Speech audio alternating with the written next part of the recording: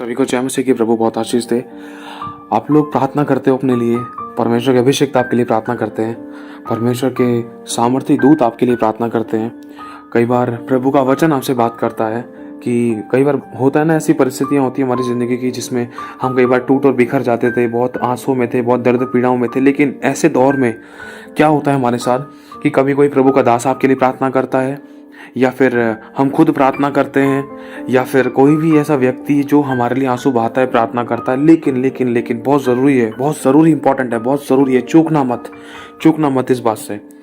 देखो, हम अपनी प्रार्थनाओं को कैसे काटते हैं। आज बहुत बड़ी बड़ी प्रार्थनाएं लोगों के लिए की जा रही है, लोग घंटों तक उपवास रख रहे हैं, उसके बाद प्रार्थना करते हैं, प्रार्थना के बाद झट से उस प्रार्थना और उस उपवास की ताकत को एक तरीके से हम मिट्टी में मिला देते हैं, खराब कर देते हैं। कैसे? उसकी ताकत को, उसकी सामर्थ को, उस उत्तर को कैसे काट देते हैं। उदाहरण के तौर पर मान लो मेरे लिए किसी ने प्रार्थना करी है और या उपवास रखा, या मैंने खुद उपवास रखा है किसी बात के लिए मैंने प्रार्थना करी, बहुत बिलख रहा हूँ, या मैंने प्रार्थना करी किसी चीज़ को लेकर, तो उसका उत्तर मिलने से पहले ही मैंने उसको काट दिया है कि मेरे को उत्तर ना मिले। ऐसी कौन सी गलती है जिसके कारण हमारी प्रार्थनाओं का उत्तर हम खुद काट देते हैं, रुकावट बनते हैं अपनी प्रार्थनाओं के उत्तर में। क्योंकि परमेश्वर किसी की प्रार्थना नहीं रोकता है। ध्यान रखना मेरे भाई और बहनों, क्योंकि प्रभु का तो वचन कह रहा है, जिस समय तूने मुझे पुकारा उसी समय मैंने तेरी सुन ली। प्रभु ने कहा है कि तूने मुझसे मांगा, मैंने तुझे दे दिया। प्रभु का वचन कहता है, तू मुझसे मांग, मैं तेरी सुनूंगा। प्रभु खुद कह रहा है, संकट में मैं तेरे संग रहूंगा। प्रभु खुद कह रहा है, मैं तुझे छुड़ाऊंगा क्योंकि तूने मुझसे प्रेम किया। मतलब और भी बहुत सारे वचन हैं। इन सारी बातों के द्वारा परमेश्वर का आत्मा हमसे कहना चाहता है कि झट जैसे हम उसको पुकारते वैसे ही हमें उत्तर मिल जाता है। लेकिन हमारी किन गलतियों के कारण हमारा प्रार्थना का उत्तर अटक जाता है, रुक जाता है या कट जाता है। कि ऐसी कौन सी चीज़ है जो हमसे गलतियां हो जाती थी, ऐसी कौन सी बातें, ऐसा कौन सा व्यवहार है, ऐसे कौन से काम है जिसके कारण हम अपनी प्रार्थना का उत्तर खुद ही रोक लेते थे। ये सच्चाई है। क्योंकि देखो, जब इंसान को प्रार्थना का उत्तर नहीं मिलता ना, फिर उस चीज को लेकर इंसान इधर उधर भटकता है। इस पास्टर से प्रार्थना करा लो, उस पास्टर से प्रार्थना करा लो, इस भाई से, इस बहन से, इस मैम से, या इस पास्टर से, किसी भी व्यक्ति से प्रार्थना करा लो। प्रार्थना तो हजारों जगह, 10वीं जगह से हो जाती है, लेकिन फिर भी काम क्यों नहीं हो रहा है? इसका एक सबसे बड़ा कारण यह भी है कि हम अपनी प्रार्थनाओं को अपने ही शब्दों के द्वारा काट लेते हैं। चाहे सुनने में आपको आसान लग रहा हो, सुनने में आपको कॉमन लग रहा हो, लेकिन यह हकीकत है। एक बार इसको सोच कर देखना, यह हकीकत है। कई बार ऐसे अंगीकार हमारे जुबान से हो जाते हैं, हमें पता भी नहीं चलता है। जैसे मान लो कोई भाई है, वो बीमार है, अब उसके लिए मैंने प्रार्थना कर दी है, उसके लिए प्रभु के बड़े अभिषिक्त ने प्रार्थना कर दी कि प्रभु तेरे नाम से भाई चंगा हो जाए। लेकिन उस भाई की जिंदगी में जो भी समस्या थी, उसको लेकर अगर वो दोबारा से गलत अंगीकार कर रहा है, गलत शब्द बोल रहा है, हाय मैं ये हो गया, हाय मैं वो हो गया, मेरे साथ ये हो गया, मेरे साथ वो हो गया, मैं तो ठीक नहीं हो रहा, ये नहीं हो रहा, वो नहीं हो रहा, तो फिर कोई भी प्रार्थना का फायदा नहीं है। क्योंकि शब्दों के द्वारा प्रार्थना काट दी, और प्रार्थना भी शब्दों से ही की जाती है। ध्यान रखना इस बात का। अगर मैं आपके लिए प्रार्थना करूंगा तो मैं भी शब्द बोलकर ही प्रार्थना करूंगा, जिन शब्दों को आप सुनकर ग्रहण करो। इसी तरीके से हमारे दूसरे अंगीकार भी होते हैं जो शब्दों के द्वारा होते हैं, जो गलत होते हैं। इसलिए हमें उन गलत शब्दों को बिल्कुल रोक लगानी है, बिल्कुल काटने हैं, बिल्कुल भी ऐसा व्यवहार नहीं करना है जिससे कि हमारी प्रार्थनाओं का उत्तर कटे। जैसे, क्योंकि बहुत से लोगों के साथ ऐसा हुआ है, एक नहीं बहुतों के साथ ऐसा हुआ था। हमारी बहुत सी गलतियों के कारण हमारी प्रार्थनाओं के उत्तर रुक जाते थे या कट जाते थे, या उत्तर नहीं मिल पाता था। हम मतलब कई महीनों से, दिनों से, हफ्तों से बहुत लंबा उपवास रख रहे हैं, कई घंटे हम भूखे रहते हैं, प्रार्थना कर रहे हैं, आराधना कर रहे हैं, और जिस बात की समस्या के लेकर हमने प्रार्थना करी है, उपवास रखा है, प्रार्थना और उपवास रखने के द्वारा उन बातों के लिए हम प्रार्थना तो करते हैं, लेकिन जैसे उपवास और प्रार्थना करने के बाद, उन समस्याओं के लिए प्रार्थना करने के बाद, जब हम बिल्कुल लाइफ में फ्री होते, जब अपने काम में बिजी होते, तो कहीं ना कहीं हमारे मुंह से ऐसे शब्द निकलते हैं जिससे हमारी प्रार्थना और आराधना बिल्कुल, मतलब एक तरीके उसका अभिषेक हम उसको खराब कर देते हैं। दूसरा, जैसे ये किसी भी व्यक्ति ने हमारे लिए प्रार्थना करी है, तो उसके अभिषेक को भी हम तोड़ देते हैं, काट देते हैं, उसके उत्तर को भी हम अपने मुंह से बोलकर गलत अंगीकार करके रुकावट डालते हैं। सच्चाई बता रहा हूं, ऐसे एक के साथ नहीं, बहुतों के साथ हुआ था। जैसे मान लो, अब आपने मेरे लिए प्रार्थना करी है, आप मेरे लिए प्रार्थना कर रहे हो कि मैं आपसे बोल रहा हूँ, दीदी भैया मेरे लिए प्रार्थना कर दो, मेरे ना सर में दर्द हो रहा था। फिर उसके बाद जैसे आपने मेरी प्रार्थना का उत्तर सुना, मतलब मेरे प्रार्थना का विषय सुना, आपने मेरे लिए प्रार्थना करना शुरू किया, प्रभु यीशु मसीह तेरे नाम से ये तेरे बेटा शैंकी चंगा हो जाए, ठीक हो जाए, इसका सर दर्द ठीक हो जाए। जैसे ही आपने आमीन बोल दिया, आपने मेरे लिए प्रार्थना कर दिया, आमीन बोल दिया, वैसे ही मैंने बोल दिया आमीन आमीन आमीन, प्रभु आपको बहुत आशीष दे। और पता है फिर मैंने उत्तर में क्या, मैंने आपके साथ बात करने में और क्या बोल दिया, मेरे ना बहुत लंबे टाइम से सर दर्द हो रहा था, ये तो ठीक ही नहीं होता, पता नहीं कितने दिन से मैं दवाई भी खा रही हूँ, ठीक ही नहीं होता है। अभी प्रार्थना कराई और अभी से ही मैंने गलत शब्द बोलना शुरू कर दिया, ठीक ही नहीं होता है। तो कहां से ठीक होगा? अभी जो हाल के हाल प्रार्थना करवाई है मैंने आप लोगों से, तो प्रार्थना का सर तो मैंने काट दिया, हाथ क्या था अभी की अभी काट दिया अपने मुंह से बोलकर, ठीक ही नहीं होता है। तो प्रार्थना कोई काम नहीं कर सकती है, ये सच्चाई है। हमें पता नहीं चलता है, हमें आदत हो गई है ऐसे शब्दों की मेरे भाई और बहनों, इसलिए आज हमें सावधान होने की जरूरत है। कई बार अनजाने में भी, जानकर भी, या कई बार बहाव में आकर हमारे मुंह से ऐसे शब्द निकल जाते हैं जिसके द्वारा हमारी प्रार्थनाओं का असर खत्म हो जाता है, कट जाता है, रुक जाता है, और हम बोलते हैं मेरे प्रभु मेरी नहीं सुन रहा है। अरे प्रभु सुनेगा कैसे जब प्रभु का वचन साफ कह रहा है तुझसे कि देख मैं तेरे मुंह के फल का सर्जनहार हूं, तेरे मुंह में जीवन है और मृत्यु है। अब ये तेरे हाथ में कि तू उसको जीवन के लिए इस्तेमाल करना चाहता है, मृत्यु के लिए इस्तेमाल करना चाहता है। अब ये तेरे हाथों में है। इस जुबान को तू चंगाई के लिए, छुटकारे के लिए, आशीष के लिए, बरकत के लिए इस्तेमाल करना चाहता है, या बीमारी के लिए, परेशानी के लिए, तकलीफों के लिए, आंसू के लिए, श्राप के लिए इस्तेमाल करना चाहता है। वो तेरे हाथ में है कि मैं तो ऐसा हो गया, मैं तो वैसा हो गया, तो ठीक ही नहीं हो रहा था, मैं तो परेशान हो गया, तकलीफ हो गई, समस्या हो गई, आंसू, कर्जा चढ़ते ही जा रहा है, मैं तो नुकसान में ही जाते जा रहा था, मैं तो ऐसा हो रहा था, मैं तो वैसा हो रहा था, प्रार्थना नहीं कर पा रहा, आराधना नहीं कर पा रहा। क्या फायदा फिर? चाहे किसी से भी प्रार्थना करा लो, अगर हमारे शब्द भी गलत है तो भी कोई फायदा नहीं। मैं कह रहा हूं खुदावन भी, यीशु भी अगर आके हाथ रख देगा ना सर पे, अगर तब भी हमारे शब्द गलत है, तब भी हमारी प्रार्थना का उत्तर रुक जाएगा, छुटकारा रुक जाएगा, नहीं हो पाएगा। क्यों? क्योंकि प्रभु साफ कहता है जैसा तेरा विश्वास वैसा तेरे लिए होगा। हमने अभी प्रार्थना करा ली है कि भैया हमारे लिए इस बात के लिए प्रार्थना करते हैं, ये परेशानी से बहुत लंबे समय से हम जूझ रहे हैं, चलो ठीक है हम प्रार्थना करते हैं, अब चुप हो जाओ, मत बोलना कुछ गलत शब्द। हम प्रार्थना करते हैं, प्रार्थना जैसी पूरी करी उनके लिए, आमीन बोला, उसके बाद दोबारा से बहुत लंबे समय से परेशानी हो रही थी, पता नहीं कब आजादी मिलेगी, छुटकारा मिलेगा, मैं तो परेशान हो गई, मैं तो तकलीफ में, इतना आंसुओं में, ये तो मेरा पति छोड़ता ही नहीं है, करता ही नहीं है, ऐसा मानता ही नहीं है, समझता ही नहीं है, सुनता ही नहीं है। प्रार्थना करने के बाद भी ऐसे शब्द बार बार बोले जाने तो फायदा क्या प्रार्थना कराने का हम लोगों का? ये छोटी बात नहीं है, ये बहुत बड़ी बात है, गहरी बात है। इंसान को कई कई सालों हो गए हैं, चर्च भी जा रहे हैं, आराधना भी कर रहे हैं, प्रार्थना भी कर रहे हैं, दान दसवां ऑफरिंग टाइट सब कुछ दे रहे हैं, अपनी तरफ से भेंटे भी दे रहे हैं, भवन में पाए भी जा रहे हैं। जिनके नहीं, जो नहीं पाए जा रहे हैं उनकी बात तो अलग है, लेकिन जो पाए भी जा रहे हैं उनकी जिंदगी में भी तब भी काम क्यों नहीं हो रहा है? क्योंकि शब्द गलत हैं। इन शब्दों के द्वारा हम सामने वाले व्यक्ति की प्रार्थना जो उसने हमारे लिए की है उसको तो काट ही देते हैं, वरन अपनी मुंह की भी प्रार्थना जो हम अपने लिए करते हैं उसको भी काट देते हैं। अभी थोड़ी देर में हमने, जैसे मान लो अभी कोई भी टाइम हो रहा है, मान लो 11 बज रहे हैं, मैंने अपने लिए उपवास के साथ 3 घंटे के उपवास रख के सुबह 9 से लेकर मैंने 11 बजे तक उपवास रखा, और मैंने प्रार्थना करी अपने लिए कि प्रभु मेरे को धन मिले, मेरे को आशीष मिले, मेरे को चंगाई मिले, यीशु के नाम से आमीन। मैंने 3 घंटे का उपवास रख के अपने लिए प्रार्थना कर ली 12 बजे तक। अब 12 बजे के बाद देखो कोई, और जैसे ही 12 बज जाएंगे, जैसे ही मैं प्रार्थना आराधना से करके हटूंगा, उसके बाद मेरे शब्द क्या हैं? ये तो ठीक ही नहीं हो रहा, ये तो है ही ऐसी, ये तो है ही ऐसा, मेरा तो नुकसान ही हो रहा था, मेरी तो बर्बादी हो रही थी, मेरी तो ये परेशानी हो रही थी, ये तो तकलीफ बढ़ी रही थी, ये तो ठीक ही नहीं हो रहा, कर्जा तो माफी नहीं हो रहा, कर्जा तो बढ़ते ही जा रहा था। मतलब ऐसे ऐसे शब्द बोल रहे हैं, एक तरफ थोड़ी देर पहले भी प्रार्थना करके हटे हैं और थोड़ी देर बाद ही हमारे शब्द ऐसे हो जाते हैं, तो कहां से ठीक हो सकता है? अब इन्हीं बातों को लेकर प्रभु का आत्मा में सिखाता है कि एक ही नल से 2 प्रकार का पानी नहीं निकल सकता, लेकिन फिर भी हमारे मुंह से ऐसी 2 प्रकार की बातें निकलती हैं। हम मुखौटा पहने हुए हैं और हम बोलते हैं प्रभु तो काम नहीं कर रहा, प्रभु तो काम करता है, हमें नजर नहीं आता, जब भी तो हमारे मुंह से गलत शब्द निकलते हैं, हम उसकी बातों को समझ नहीं पाते हैं, हम विश्वास कर नहीं पाते हैं।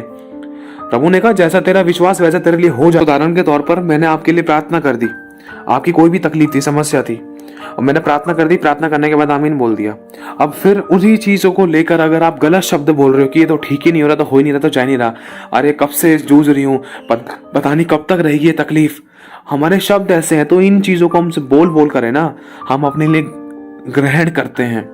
और प्रभु का वचन कहता है जैसा तेरा विश्वास वैसा तेरे लिए हो जाएगा। अगर तू कह रही है कि कभी खत्म नहीं होगी तो कभी खत्म नहीं होगी, अगर तू कह रहा है तेरी बीमारी नहीं जाएगी तो नहीं जाएगी, अगर तू कह रही है प्रार्थना करने के बाद भी कि तेरा काम नहीं बनेगा तो नहीं बनेगा, अगर तू कह रही है, अगर तू कह रहा है कि ये इंसान तेरी जिंदगी में बर्बादी को लेकर आया, परेशानी को लेकर आया, तकलीफों को, आंसू को लेकर आया, तो सच में लेकर आएगा। क्यों? क्योंकि तेरे शब्द हैं। क्यों प्रभु? हमने तो तेरे लिए प्रार्थना कर दी, मैंने तो तेरे को वचन बोल दिया, लेकिन तू वचन पर ध्यान नहीं लगा रही है, मुंह से गलत शब्द बोले जा रही है, मैं क्या कर सकता हूँ? मैंने तेरे सामने जीवन और मृत्यु की बातें रख दी है, जुबान में तेरे अधिकार दिया है, जुबान में तेरे जीवन और मृत्यु की बातें, लेकिन तू उसको इस्तेमाल ही नहीं कर पा रही है, तू करी मृत्यु के लिए इस्तेमाल रही है, तो मैं क्या कर सकता हूँ? मेरा हाथ भी तेरे सर पर जब तक रहेगा, जब तक तू मेरे अनुसार है, मैं भी काम जब तक ही कर पाऊंगा जब तक तू मेरे वचन के अनुसार बोलेगी, करेगी। अगर तू बोलना अच्छी बातें बोल, तू बोल यीशु के नाम से मैं चंगी होने जा रही हूँ, मैं छुटकारा पाने जा रहा हूँ, मैं आशीष पाने जा रहा हूँ, मेरा कर्जा माफ हो रहा है, मेरा पति बदल रहा है, मेरी पत्नी बदल रही है, मेरे बच्चे बदल रहे हैं, मेरा नौकरी बिजनेस का काम अच्छा हो रहा है, मेरी सेविंग्स अर्निंग्स बढ़ रही है, और उन्हीं बातों पर अमल करती रहे जब तक तू ना पाए उन चीजों को। इसे कहते हैं लेकिन तू प्रार्थना करने के बाद, करवाने के बाद भी अगर उन्हीं शब्दों में अटकी है तो कोई फायदा नहीं है। सामने वाला का भी टाइम वेस्ट है, अपना भी टाइम वेस्ट है। ये सच्चाई है मेरे भाई और बहनों। आज हम बड़े बड़े काम कर लेते हैं लेकिन छोटी छोटी बातों में चूक जाते हैं। जिन बातों के लिए प्रार्थना, मान लो अब एक बहन है या कोई भाई है, अब उसके कोई तकलीफ थी, उसने प्रार्थना मुझसे करा ली, ठीक है, मुझसे प्रार्थना करा ली। अब मेरे साथ प्रार्थना कराने के बाद थोड़ी देर बाद किसी और को फोन मिला लिया, भैया जी आप भी प्रार्थना कर दो, दीदी जी आप भी प्रार्थना कर दो। अरे क्या जो मेरे से प्रार्थना कराई है उस पर शक है क्या? क्यों मेरे से प्रार्थना करवाने के बाद क्या मतलब प्रभु काम नहीं कर सकता? हमारे विश्वास में कमी है। कई बार हम मनुष्य की ओर ताकते हैं, दूसरा कारण हम क्या करते हैं अपनी प्रार्थना को रोकने का, कि हम अपने शब्दों को ही गलत बोलते हैं। मान लो अब जैसे मेरे से किसी बहन ने, किसी भाई ने प्रार्थना कराई, भैया ये तकलीफ है, ये बीमारी है, परेशानी, इसके लिए प्रार्थना कर दो, मैंने कर दी।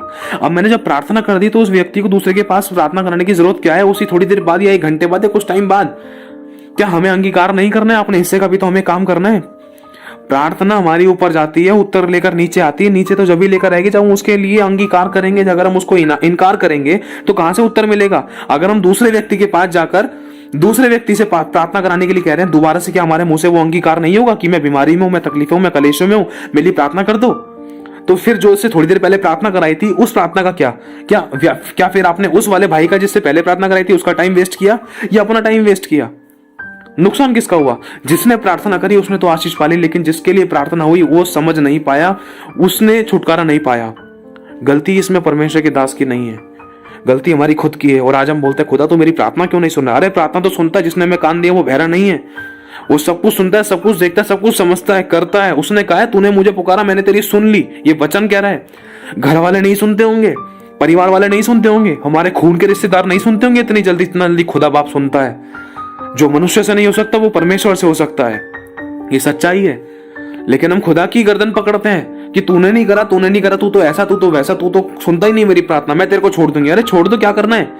क्या करना है पकड़ कर भी? जब हम उसकी समझ ही नहीं पा रहे, उसको सुन नहीं पा रहे, किसका नुकसान है उसको छोड़कर? किसका नुकसान है? हम अपना ही नुकसान कर रहे हैं, परमेश्वर का कुछ नहीं बिगड़ेगा। इसीलिए ध्यान रखना मेरे भाई और बहनों, हमारे परमेश्वर का कुछ नहीं बिगड़ेगा। हम किसको दोष देते हैं? हमारा खुद का ही नुकसान था। थोड़ी देर के गुस्से के चक्कर में हमने अगर गलत चुनाव कर लिया, बाद में फटका भी हमें ही खाना था, फिर बाद में घुटने टिकाकर भी यीशु के पास ही आना था। फिर बाद में वही बात याद आती है कि हाय प्रभु मुझसे गलती हो गई, मुझे माफ कर, मैंने तेरे से गुस्से में ऐसे बोल दिया था, मैं तेरे से इतने दिन के लिए दूर हो गई, इतने दिन से मैंने प्रार्थना नहीं करी, मैंने आराधना प्रार्थना करना बंद कर दिया, मैंने तेरे पास आना बंद कर दिया। प्रभु मैंने और कलेशों को देखा, मैंने और बर्बादी को देखा, मैं तुझसे और दूर हो गई, मैंने और परेशानियों को देखा। ये सच्ची गवाही मैं आपको बता रहा हूँ। जिन जिन लोगों ने खुदा के स्वाद को चख लिया है और जो खुदा से जानबूझकर दूर हो गए हैं, अनजाने में किसी भी तरीके से दूर हो गए, चले गए खुदा को छोड़कर, उन लोगों के घुटने ऐसे टिके हैं, उन लोगों को याद आ गया अच्छे तरीके से कि हाँ यीशु को छोड़कर कोई और जीवन नहीं है, यीशु के अलावा कोई सुनता समझता नहीं है। यीशु को हमारे हर एक दुख समस्या परेशानी का हाल मालूम होता है, कोई अपना भी हाल नहीं जानता है। उन लोगों को अच्छे तरीके से मालूम पड़ेगा जो खुदा को छोड़ के चले गए थे एंड टाइम पर, या जैसे भी था, अगर कुछ मिला नहीं तो खुदा को छोड़ के चले गए। समझने की कोशिश करना, उन लोगों को अच्छे से याद हो गया। उन लोगों ने खुद रो रो कर ऐसी ऐसी गवाहियां दी हैं कि मुझसे गलती हो गई, मैं खुदा से दूर हो गई तो मेरी जिंदगी और बर्बाद हो गई थी और नरक हो गई थी। हालांकि पहले तो सही थी, चाहे भले ही मेरी कुछ गलती थी, मैं उनको समझ नहीं पाई थी, समझ नहीं पा रहा था, लेकिन जब मैं खुद ही दूर हो गई तो और जिंदगी बर्बाद हो गई, बेकार हो गई, खराब हो गई। ये सच्चाई है। यीशु मसीह हमारी लाइफ लाइन है, यीशु मसीह हमारी जिंदगी है, ध्यान रखना।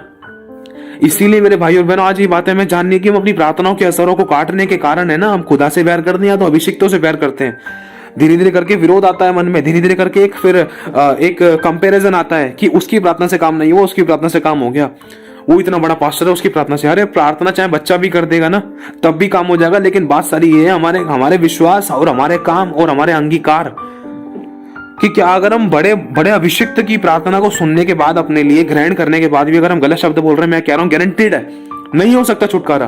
क्योंकि ये वचन बता रहा है, ये मैं नहीं कह रहा, ये वचन साफ बता रहा है कि जैसे तेरा विश्वास, जैसे तेरे शब्द वैसा तेरे लिए होगा, जैसे तेरा अंगीकार वैसे तेरे लिए होगा। तो इसीलिए हमें इन बातों को ध्यान रखना। मैं कह रहा हूं अगर खुदा बाप भी आकर सर पे हाथ रख देगा और बोलेगा तू चंगा हो जा, तेरी बीमारी से तू आजाद हो जाए, लेकिन बार बार ये बोल रहे हैं कि मैं तो ठीक हो ही नहीं सकता, ये तो बचपन से ही थी। ठीक है भाई, बचपन से ही थी, नहीं हो सकता तो ठीक है, वो तेरे शब्द है, वो तू जाने। मैंने अपने हिस्से का काम करने की कोशिश करी, लेकिन तू उस आशीष को, उस चंगाई को, उस छुटकारे को ग्रहण नहीं कर सका। तूने शक किया, या तो तूने मनुष्य पे भरोसा किया, या तो तूने अपने गलत शब्दों को बोलकर अपने आशीषों को, अपने छुटकारों को रोक लिया, काट दिया, या तो तू अपने शब्दों पर ही भरोसा कर ले कि छुटकारा मिलने जा रहा है, यह कभी नहीं मिल सकता। अब तो इनमें से एक बात को पकड़ ले, अगर एक बात को पकड़ लेगा तो बढ़िया रहेगा। देख, ना तो तू ठंडा है, ना तू गुनगुना है, ना तू गर्म है, तू गुनगुना है, इसलिए मैं तुझे अपने मुंह से उगलने पर हूं। भला होता कि तू ठंडा होता, या भला होता कि तू सरगर्म होता। मेरे भाई और बहनों, इसलिए देखो, खुदा आज हमें साफ बताना चाहता है, कोई मनुष्य बुरा नहीं है, परमेश्वर के अभिषिक्त बुरे नहीं है। गलतियां अक्सर हमारे अंदर ही पाई जाती थी, जिसके कारण हम या तो खुदा पर दोष लगाते हैं, वो प्रार्थना नहीं सुन रहा, या तो शैतान पर दोष लगाते हैं, या उसने गड़बड़ी फैला दी, या फिर अभिषिक्तों पर दोष लगाते हैं, उनकी कमियां खोजते हैं कि उसकी प्रार्थना से काम नहीं हुआ। असल में अपने आप को नहीं देख रहे हम। एक बार जांच कर तो देखें, हम हमारे मुंह से कितने फूल झड़ते हैं, हमारे मुंह से कितने अच्छे अंगीकार होते हैं, कितने अच्छे शब्द अपने मुंह से बोलते हैं, कितने भलाई के शब्द बोलते हैं। प्रार्थना करने के बाद कितना हम शक करते हैं, कितना विश्वास करते हैं, कितने अच्छे अंगीकार करते हैं, कितने बुरे अंगीकार करते हैं। क्या प्रार्थना करने के बाद क्या कभी हमने इस चीज को नोटिस किया, जैसे हमारे लिए प्रार्थना हुई है तो हम उस बात को अच्छे तरीके से बोलते रहे कि हाँ प्रभु यीशु के नाम से मैं चंगा हूं। जब तक चंगाई ना मिले तब तक हम बोलते रहे कि हाँ, कभी हमने ऐसा किया है? याद करना एक बार इस बात को। जब तक आशीष ना मिले, जब तक बरकत ना मिले, जब तक छुटकारा ना मिले, तब तक उस अंगीकार को हम थामे हुए हैं। हमने गलत अंगीकार किया ही नहीं है, कर ही नहीं रहे हैं। चाहे परिस्थितियां कुछ भी दिखा रहे थे, हालत कुछ भी दिखा रहे थे, चाहे समस्याएं कुछ भी थी, लेकिन हमारे अंगीकार फिर भी अगर अच्छे बने हुए हैं तो खुदावन खुद उतर कर आकर आशीष दे सकता है, खुद अपने दूतों को भेजकर आशीष दे सकता है, खुद डिवाइन हेल्पर्स को, अलौकिक स्वर्गदूतों की सेवाओं को भेजकर हमारे लिए आशीषों को खोल सकता है और दे सकता है। सोचों पर भी वो आशीष देता है। हमारे साथ ऐसा हुआ है, हमने सिर्फ सोचा है, प्रभु ने घर पे आशीषें पहुंचा दी हैं। सिर्फ सोचा है, बोलने की जरूरत नहीं पड़ी।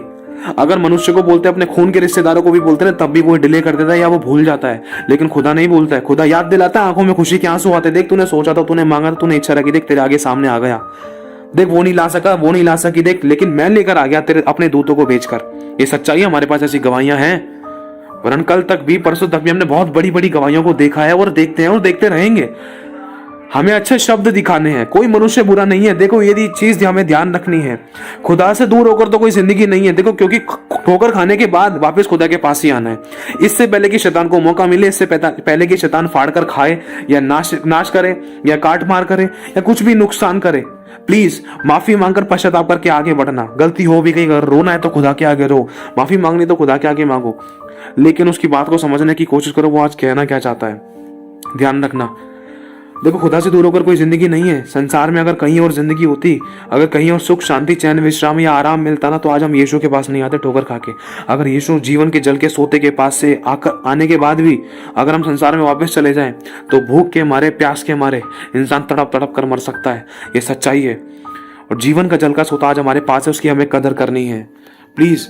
इसीलिए आज ये वाली बातें हमें बताई गई। खुदा की आत्मा ने इन चीजों को सिखाया है कि इंसान अपनी प्रार्थना के असर को खुद अपने शब्दों से काट लेता है। जब प्रार्थना के द्वारा काम नहीं होता है, या फिर उसका विश्वास ठंडा पड़ जाता है, फिर वो खुदा से दूर हो जाता है। चमत्कार क्यों नहीं हो रहा, आशीष क्यों नहीं आ रही, बरकत क्यों नहीं आ रही। नए लोगों का भी तो हिसाब किताब क्या था। मैं किसी पर दोष नहीं लगा, लेकिन सोचना 100%, हाँ कोई भी परफेक्ट नहीं है। शुरुआत में हर किसी की जिंदगी में ऐसा हो सकता था, हुआ होगा, लेकिन कुछ लोगों की जिंदगी में झट से काम भी हुए हैं। समझना इस बात को। जैसे मान लो मैं नया हूं, अब मैं नया हूं, मेरे को आपने सुसमाचार सुनाया है, मेरे जीवन में जो समस्या थी उसको मैंने आपको बताया, और आपने उस समस्या के लिए मेरे लिए प्रार्थना कर दी है कि प्रभु यीशु के नाम से शैंकी भाई की ये समस्या ठीक हो जाए। अब अगर मैं उस बात के ऊपर पकड़ा हुआ हूँ, बना हुआ हूँ कि हाँ जो प्रार्थना की है, चाहे समस्या और बढ़ रही थी, अगर मेरे मन में बार बार ये वाली बात आ रही है कि उस बहन ने, उस भाई ने मेरे लिए प्रार्थना करी थी, समस्या ठीक हो जाएगी, बस मुझे अच्छे शब्द बोलने, ठीक हो जाएगी, ठीक हो जाएगी, चाहे रात भर मैं कर रहा, लेकिन अगर सुबह तक मेरे शब्द सही है ना, तो चमत्कार 24 घंटों के अंदर मेरे हाथ में होगा। मेरे भाई और बहनों, क्योंकि वचन कह रहा, जिस समय तूने मुझे पुकारा उसी समय मैंने तेरी सुन ली। क्योंकि जब प्रार्थना हमारे लिए की जाती है, तो शैतान रुकावटें डालने की कोशिश करता है कि इसके मुंह से गलत शब्द बुलवाऊं या कुछ ऐसी गड़बड़ी फैलाऊं कि इसके मुंह से ऐसे शब्द निकले जिससे कि इसका छुटकारा, इसकी आशीष, इसकी बरकत, इसकी चंगाई रुक जाए। लेकिन अपने मुंह को अपने वश में रखते हुए अच्छे शब्द बोलने, जीवन की बातों को बोलना है, जिसके द्वारा शैतान चाहे कितना भी एड़ी चोटी का जोर लगा रहा था, वो हारा ही रहे और हार ही जाए, और कभी भी हमारी प्रार्थना के उत्तर को रोकने ना पाए, वरन अपने प्रार्थना के उत्तर को, दूसरों ने जो प्रार्थना हमारे लिए की है उसको हम देखने पाए। इसीलिए मेरे भाई और बहनों, इन बातों से हमें यह शिक्षा, यह सीख मिलती है कि हमें अपने शब्दों की चौकसी करनी है। क्योंकि शैतान बिल्कुल नहीं चाहता कि कोई आपके लिए प्रार्थना करे, शैतान बिल्कुल नहीं चाहता कि आप अपने लिए प्रार्थना करो, शैतान ये बिल्कुल नहीं चाहता कि आप अच्छे अंगीकार करके उन प्रार्थना को अपने लिए ग्रहण करो। शैतान बिल्कुल नहीं चाहता कि आप लोगों की प्रार्थना को या दूसरे लोगों ने जो आपके लिए प्रार्थना करी है उनका उत्तर मिले। शैतान बिल्कुल नहीं चाहता, लेकिन उन उत्तरों को पाना उन उत्तरों को पाना। मैं कह रहा हूं कि मैं नहीं, वरन प्रभु का आत्मा कहता है, वो आपकी सामर्थ्य है, वो आपका बल है, वो आपका बल मूल है, वो आपका दृढ़गढ़ है, वो आपका सब कुछ है। जब वो आपके साथ है तो कहते हैं ना कि शेर के मुंह के अंदर से मांस छीनने वाली बात है, तो ये सच्चाई है। जब यहोवा आपके साथ है तो आप अपनी प्रार्थना को उत्तर शैतान के हाथों से, शैतान के मुंह से छीन कर निकाल लाओगे और शैतान कांपता रहेगा, वो डर जाएगा। इसके अंदर इतनी हिम्मत कहां से आ गई, इसको इतनी दृढ़ता कैसे मिल गई, इसको इतना विश्वास कैसे हो गया, इसको इतना बल कैसे मिल गया, इसको इतना भरोसा कैसे हो गया कि ये मेरे मुंह के अंदर से अपनी प्रार्थना के उत्तर को निकाल ले आएगा। इसको इतने अच्छे अंगीकार करने कहां से आ गई, इतना दृढ़ कैसे हो गई शब्दों में, ये इतना दृढ़ कैसे हो गई विश्वास में। ये हमारे हाथ में है। बस ध्यान रखना है कि प्रभु हमारे साथ है और हमें सही शब्द बोल रहे हैं, सही शब्द बोल रहे हैं और उन पर बने रहना है। गलत शब्द बिल्कुल नहीं बोल रहे हैं। चाहे एक छोटा सा बच्चा प्रार्थना कर रहा है, मैं कह रहा हूं अगर आपको विश्वास नहीं है ना इस बात पे, तो आज ही नोटिस करके देखना, एक छोटे से बच्चे ने भी बोल दिया ना। ऐसी गवाही हमारे पास है। छोटी सी बच्ची है, उसने पापा के लिए प्रार्थना करी, पापा आपका सर दर्द ठीक हो जाएगा, यीशु मसीह पापा का सर दर्द ठीक कर दो। और थोड़ी देर बाद उसके पापा हील, बिना दवाई गोली के। समझने की कोशिश करना, या किसी बड़े पास्टर को नहीं बुलाया गया। कुछ इंसान के हिस्से के काम होते हैं। प्रार्थना परमेश्वर किसी की भी सुन सकता है। दूध पीते बच्चे से वो अपनी महिमा लेता है, यह वचन कह रहा है। अब सोच कर देखो मेरे भाई और बहनों, इन बातों से हमें ये शिक्षा मिलती है, ये चीज ध्यान रखनी है कि अपने शब्द सही रखने हैं। चाहे बच्चा प्रार्थना करे, चाहे बूढ़ा, चाहे बड़ा प्रार्थना करे, चाहे कितना ही बड़ा अभिषेक प्रार्थना करे, अगर हम अपने हिस्से का काम कर रहे हैं तो ताली बज पाएगी। ताली दो हाथ से बजती है, हमें अपने हिस्से का काम करना है, दो हाथ से बजेगी तो आवाज आएगी। ध्यान रखना, अगर हमारे परमेश्वर के लोग जो हमारे लिए प्रार्थना ही कर रहे हैं, अगर उन्होंने प्रार्थना कर दी, देखो वो तो आशीष लूट कर ले जाएंगे अपने हिस्से का काम करने के द्वारा। लेकिन जिनके लिए प्रार्थना हुई, अगर उन्होंने शब्द सही नहीं रखे तो वो छुटकारा नहीं पा सकते हैं। तो इन बातों के द्वारा हमें आज इस चीज को करेक्शन करने की जरूरत है। आज अपनी जिंदगी में इन चीजों को हमें करेक्ट करना जरूरी है, ताकि हमारी कोई प्रार्थना का उत्तर ना रुके। क्योंकि जिन जिन बातों के लिए इंसान सालों से, महीनों से, हफ्तों से स्ट्रगल कर रहा है कि ये प्रार्थना का उत्तर नहीं मिला, लेकिन प्रभु तो कह रहा है तू तुरंत मिलेगा तुझे उत्तर। तुरंत, जिस समय तूने मुझे पुकारा, उसी समय, उसी घड़ी, उसी पल मैंने तेरी सुन ली। लेकिन रुकावट क्यों है प्रार्थना के अंदर, उत्तर में रुकावट क्यों है? वहां हमें अपने आप को करेक्ट करना है कि प्रभु मुझसे कोई गलत शब्द तो नहीं निकला। अगर गलत शब्द निकल भी गया तो यीशु के नाम से मैं उन गलत शब्दों को कटर कैंसिल करता हूँ। नहीं प्रभु, मैं चंगी हो चुकी हूँ, सॉरी प्रभु मेरे मुंह से निकला, लेकिन अब मैं अच्छा अंगीकार करती हूँ यीशु के नाम से। तूने कोड़े खा लिए, मैं चंगी हो गई। तू कंगाल हो गया मेरे लिए ताकि मैं धनी हो जाऊं। मैं आशीषित हूँ, मैं श्रापित नहीं हूं, मैं आशीषित हूँ, मैं चंगी हूँ, मुझे बरकत मिली है, मुझे मिलने जा रही है। तेरे स्वर्गदूत आ रहे हैं मेरे पास, मेरी जरूरतें पूरी हो रही हैं। मेरा पति बदलने जा रहा है, प्रभु बदलने जा रहा है।